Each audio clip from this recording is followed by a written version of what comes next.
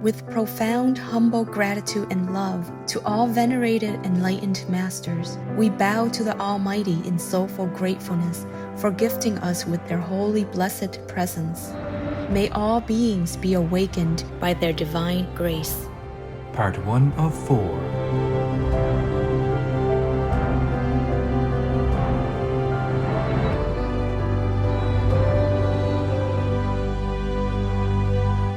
Etc. Warning: sensitive content. Be vegan, make peace, do good deeds, having Godspeed. Our programs offer many languages. Please visit suprememastertv.com/schedule. Plants. That's what Mother Nature provides us. When was the last time any of you have killed their own cow or their own chicken? Please stay with us to enjoy this illuminating Congress.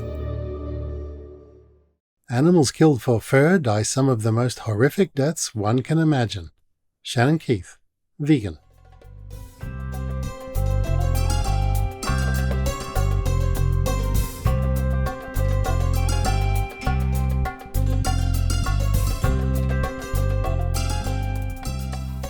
Today's program will be presented in English with subtitles in Arabic, Alaxese, also known as Vietnamese, Chinese, English, French, German, Hindi, Hungarian, Indonesian, Korean, Mongolian, Persian, Portuguese, Russian, Spanish, Thai, and Ukrainian or Uranian.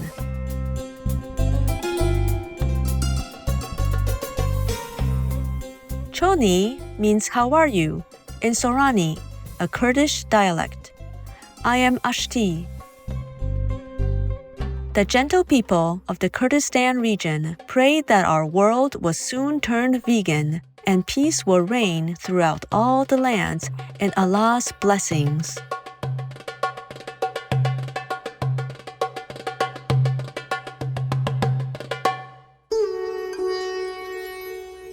Kurdistan is a geographic area in Western Asia that comprises parts of Turkey, Iraq, Iran, and Syria. The region has been defined for its majority population of Kurdish people. Kurdistan is graced with many mountains, considered sacred by the Kurds. Wide plains also support the growth of grains and other crops. Kurds love music, and their traditional instruments include the flute, drums, and ut, which is similar to a guitar. Songs, which have been passed down through the generations, tell epic tales of love and heroes. Kurdish folk arts include the ancient traditions of carpet weaving, embroidery, and the making of metal ornaments. Among the outstanding Kurdish people of today is Nadia Murad, a human rights activist who is also a UN Goodwill Ambassador and a Nobel Peace Prize laureate. The capital of the Kurdistan region of Iraq is Erbil, a magnificent and bustling city. Its historic center is the Erbil Citadel, a UNESCO World Heritage Site and one of the longest continuously inhabited communities in the world. Erbil also has a large bazaar, with everything from fresh produce to arts and crafts. In the city, the Kurdish cultural heritage is also honored in places like the Imam Khalil Tea House, as well as shops displaying vibrant traditional attire and beautiful Islamic prayer beads.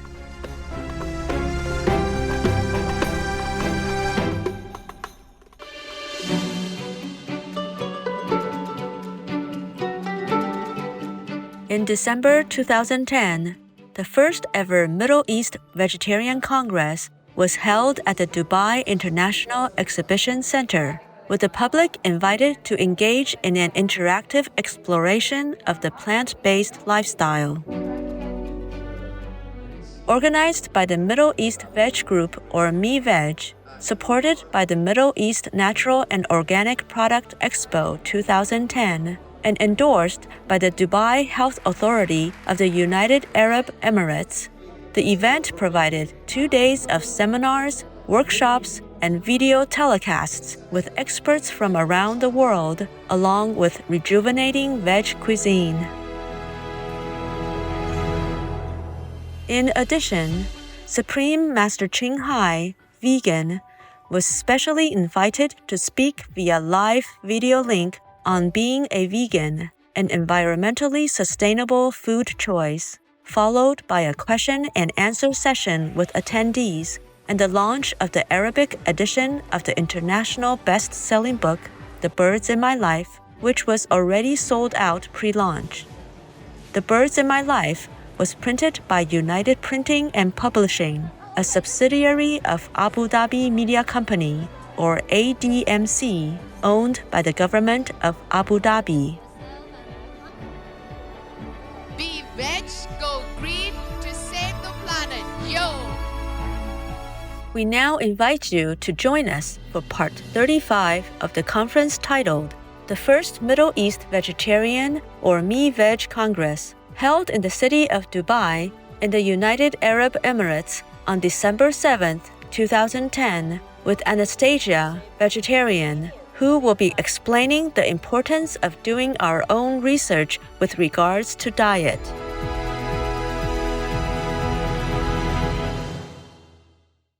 Any questions from Anastasia? Anybody about research? What is diet? Well, a diet, in my opinion, a diet is a lifestyle, because a diet is for life. You live in a certain way. We're all on some sort of a diet. Whatever we eat, a diet is a way of life. Whether it's right or wrong, it's still a diet. That's my opinion personally. There are lots of definitions of the word diet itself. Any other questions? Yes, please. Rather than a question, it's probably more of an observation. I've been fortunate enough to be here over the last 2 days and listen to all the speakers, and I take notes. It's one of my things. And I didn't take very many notes while you were talking today, Anastasia, but what I did write down was that it's still correct and appropriate to speak to the experts, the health professionals, people with opinions. What's also equally as important is for us to do our own independent research and come to decisions that are right for us. Yes, that's Yeah? basically So that's it in a nutshell? That's it. Okay. You got it. So just make our own opinions and make the decisions that are right for us as individuals. It's fine to listen to the experts. It's perfectly fine to get a second opinion, because, I mean, even doctors don't get it right all the time. So question the data that you see. If you talk to one person, and if they tell you something, and then you spread it around, at some point it becomes a fact. Whether that fact is true or not, this is why you have to talk to more people than just one person or one expert, or you have to get both sides of the story to make an educated guess or a decision that's actually good for you. Thank you. I just wanted to say that I actually completely agree with you. Because the current culture that is predominant, that I personally find as well, is that we just accept anything we are given. And taking the time out to research and find out whether things are right or wrong really, really, really helps to understand things in a lot more detail. And then when you know why, you can do it better. For instance, my mother fell sick some years ago, 2 years ago now. She had cancer. The doctors would never tell us why she got cancer. And they never do. They tell you what the symptoms are and what the next step that you must take is. In order to prevent the cancer from coming again, I began to research on the right type of food. Hence, I am here today. And now we've completely changed our food around 180 degrees. Everything came from research on the internet. And now my friends, my family, all people I know are all into improving their health and their diet. And I was the worst. I was a fast food, Diet Coke, everyday type of person. So I do think that in today's time when internet it can give us so much information, not to go and research is really kind of being irresponsible. Thank you. Bravo, really.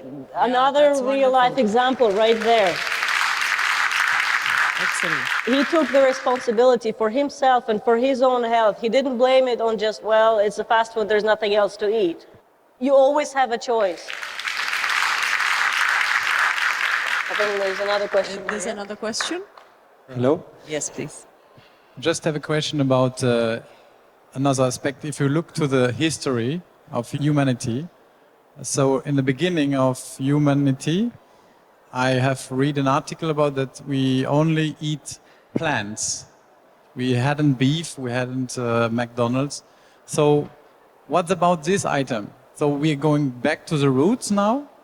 Or is it more a trend coming from the US? Or what about this item? If you look to the history of human attitude, of human eating, I'm from Switzerland. Thank you. I think it's more of a, not laziness per se, but convenience. I mean, fast food is fast, it's right there, we can get it easy. Whereas plants, that's what Mother Nature provides us. It's not genetically modified, hopefully. I mean, when was the last time any of you have killed their own cow or their own chicken? Good point. Excellent point. Yeah. I mean, in the ancient times when our ancestors used to kill animals, yes, sometimes it was for food, but most of the time it was actually to protect themselves and their families. It wasn't strictly, well, we have to go get food. Let's go kill something. Now we have all that meat available on the shelves, but really, do we know what's in there? Well, most of the time the tapeworms are found in fish, raw, uncooked, or badly cooked fish, meat, and products similar to that. You can rarely find tapeworms in plants.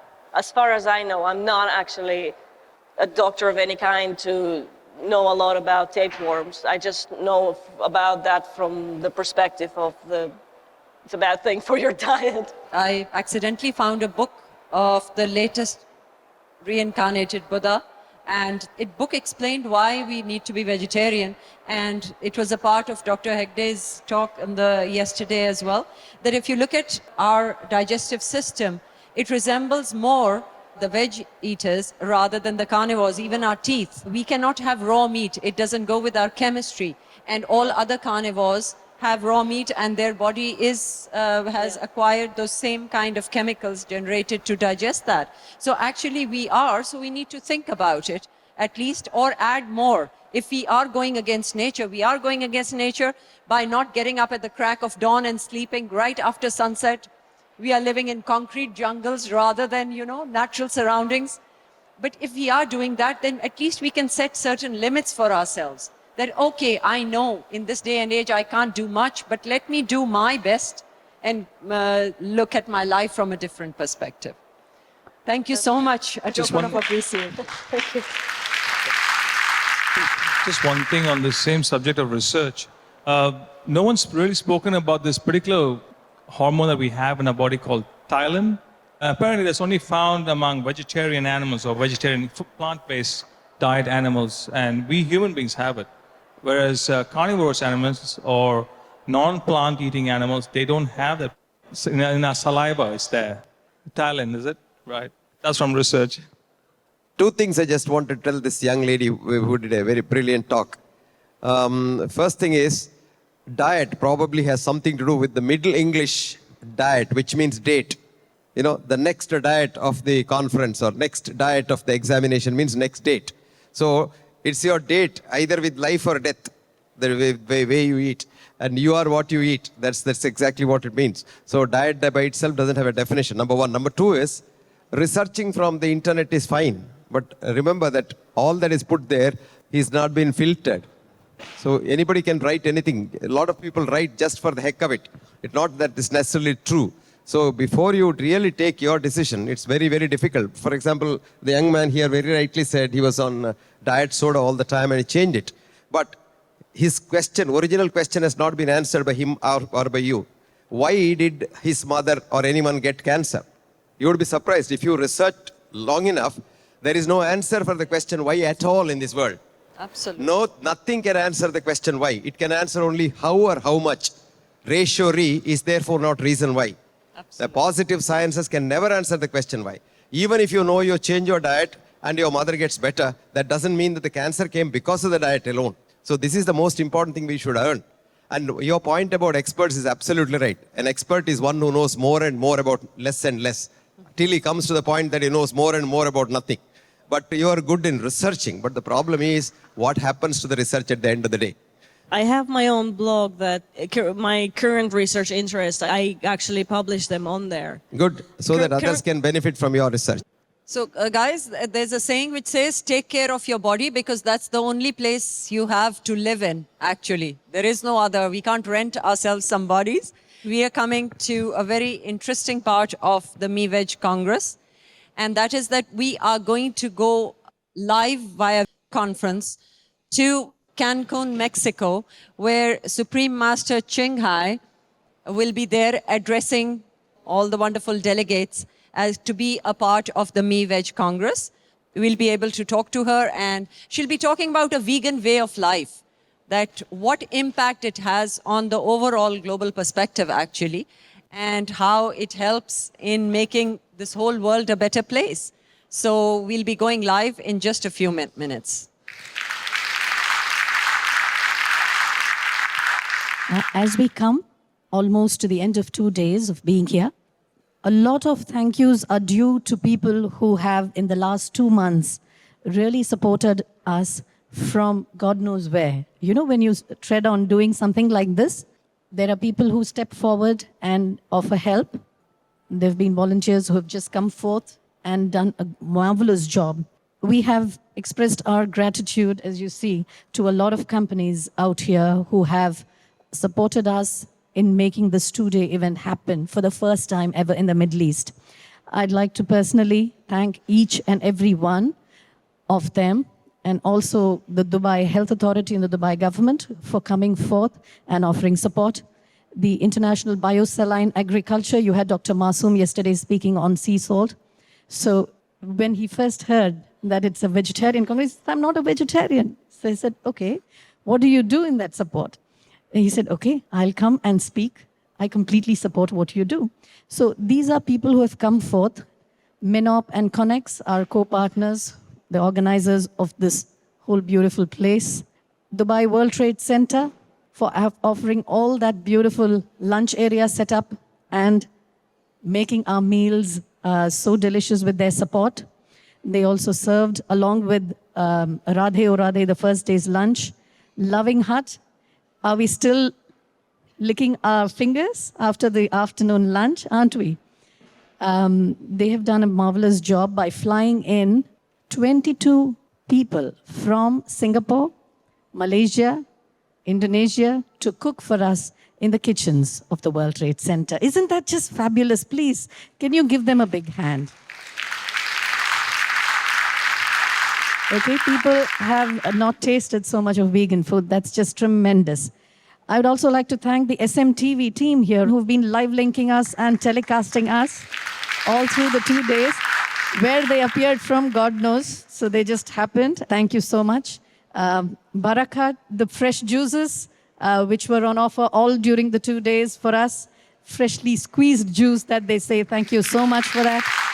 We have Health Trends, who are Dubai World Trade Center-based brand, promoting nutritious food. Wild Pita, the world's first vegan shawarma, which we created. Thank you so much. Jasani LLC, Quality Printers, SPI, OK Productions, for all the media, event, and the management here for printing and so on and so forth. They have come forth. Radhe O Radhe for the food again.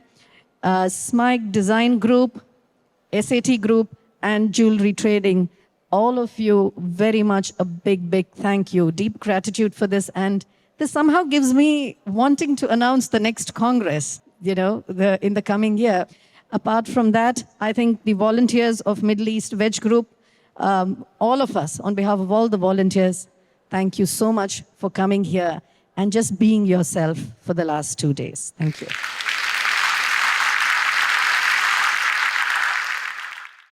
No matter how crowded hell is, the devil still can have a VIP seat for you in the eternal fire as a famous warmonger. Gracious viewers, we appreciate your presence today for the first Middle East Vegetarian or MEVEG Congress on Words of Wisdom. Please join us tomorrow for part 36 of this inspiring conference. Coming up next is Providencia, Fragile Treasure of the Caribbean. May divine light and love surround you always. Be vegan, make peace, do good deeds, hell not reach. Our programs offer many languages. Please visit suprememastertv.com/schedule and suprememastertv.com/WOW. Nos programmes offrent plusieurs langues. Veuillez visiter suprememastertv.com/schedule et suprememastertv.com/WOW. Nuestros programas ofrecen varios idiomas. Visiten suprememastertv.com/schedule y suprememastertv.com/WOW. ਸਾਡੇ programme ਪੇਸ਼ ਕਰਦੇ ਹਨ ਅਨੇਕ ਭਾਸ਼ਾਵਾਂ। ਕਿਰਪਾ ਦੇਖੋ suprememastertv.com/schedule ਅਤੇ suprememastertv.com/WOW